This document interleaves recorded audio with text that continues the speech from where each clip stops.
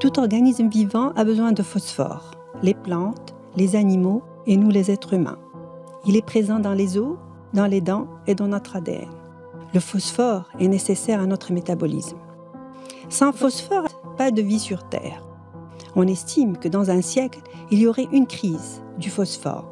Ainsi, il est classé par l'ONU comme matière première minérale critique.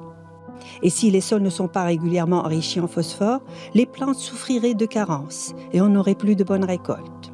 Ainsi, 80% du phosphate est utilisé comme engrais.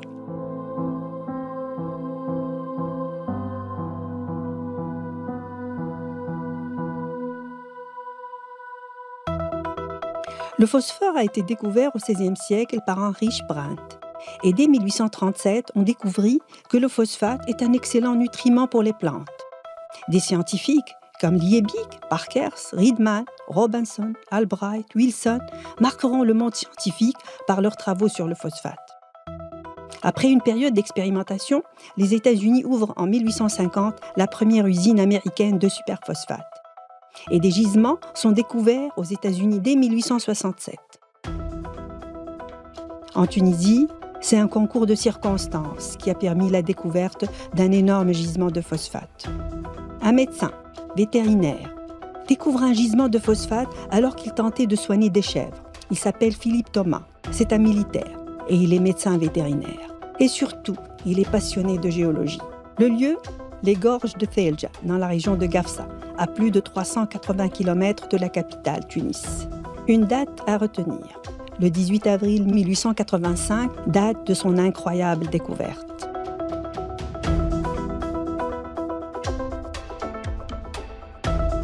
Il est important ici de distinguer entre une invention, qui se fait généralement en laboratoire et qui est le résultat d'un long processus d'expérimentation et d'accumulation de connaissances, et la découverte, qui se fait par hasard.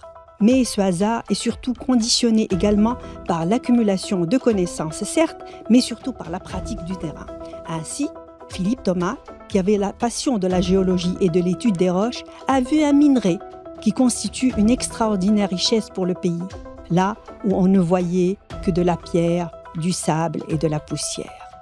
Il le dit, cette terre aride augure d'un nouvel Eldorado. Et à cette date, la carte géologique de la Tunisie est en cours d'élaboration. La découverte des gorges de Thelja constitue le point de départ de la prospection géologique dans tout le territoire tunisien.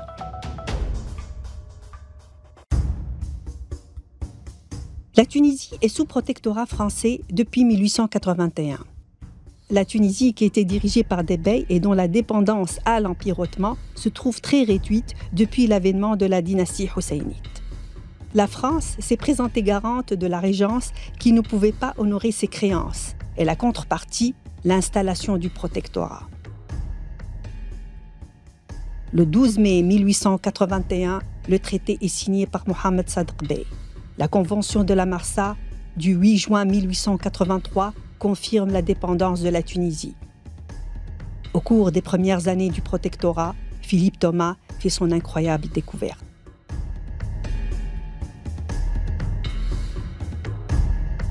Il signala dès 1885 à la Société des sciences de Paris, qui était dirigée par Jules Ferry, ministre de l'Instruction publique. Philippe Thomas décrit sa découverte comme l'or du Transvaal. Et dès 1886, on lui accorda la permission de continuer la prospection vers le nord, bien au-delà de Gafsa, vers le nord et l'est jusque sur la longitude de Qrouin et sur la latitude du Kef. Thomas fut accompagné d'une équipe de géologues dans une grande mission de prospection.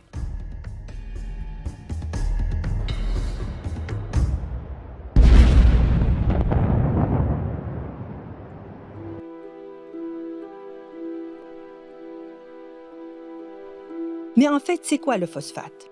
C'est tout simplement le résultat de la décomposition d'organismes peuplant les mers. Philippe Thomas évoque la densité inimaginable de la faune marine à l'aube de l'ère tertiaire. C'est grâce à elle que s'est constituée l'inépuisable réserve de phosphate. L'histoire de la vie commence dans la mer, il y a près de 4 milliards d'années. Et on la divise en 4 ères, appelées ères primaires, secondaires, tertiaires et quaternaires. Ce sont des temps géologiques. Ils déterminent l'âge des pierres. Ces roches, visibles ou non, se sont toutes formées en un moment ou un autre de l'âge de la Terre. Leur étude permet de déterminer non seulement leur âge, mais aussi les conditions de leur formation, de leur nature, et la Tunisie, à ces époques reculées de l'histoire de notre planète Terre, était envahie par la mer, sauf pour Kasri, qui était une île. Mais, il y a 65 millions d'années, la chute d'un astéroïde au Mexique causa d'énormes nuages envahissant toute l'atmosphère de la Terre et causant la disparition des dinosaures.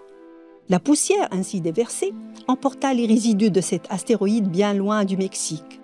C'est de l'iridium, et la plus grande concentration de cet élément se trouve au Kef. En se basant sur la diversité paléontologique et paléobotanique, la localité de Oued Maleg a été retenue comme coupe de référence internationale de la limite Cathé lors du 28e Congrès géologique international à Washington en 1989. On l'appelle le stratotype de la limite Cassé, Crétacé tertiaire. Ce texte est extrait du rapport de l'UNESCO. Depuis l'Antiquité, les terres du nord de la Tunisie se distinguaient par leur étonnante fertilité, ce qui fait qu'on qualifiait Carthage de grenier de Rome. Philippe Thomas, lors de sa prospection vers le nord, découvrit les gisements de phosphate dans les environs du Kef et a pu voir dans cette région d'admirables champs de blé.